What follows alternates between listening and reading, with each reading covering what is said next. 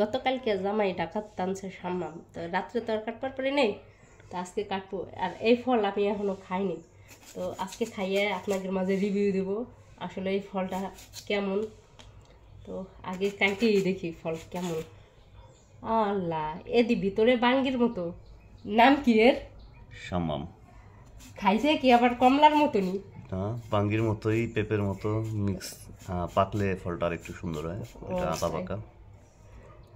তো সাম্মাম ফলটা দেখ, নামে সাম্মাম, ভিতরে বাঙ্গির মতো, খাইতে পেঁপের মতো, পাকলে সুস্বাদু নাকি? অনেকটা। ও আচ্ছা, তো যাক, কখনো খাওয়া হয় নাই, আজকে খাইয়ে দেখতে হবে ফলটা কেমন।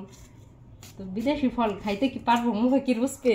অ্যাকচুয়ালি বিদেশি ফল যদিও, কিন্তু আমাদের দেশে প্রচুর চাষ হচ্ছে এখন, হিউজ পরিমাণে। না, আমরা তো বাঙালি, অভ্যস্ত দেশি ফলের, এই ফল কি মুখে রুচবে? স্বাদ ভালো আছে।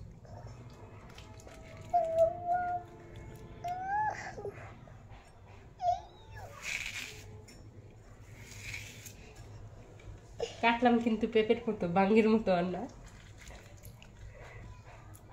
লেটটাই সাইডে রাখলে ভালো হতো না?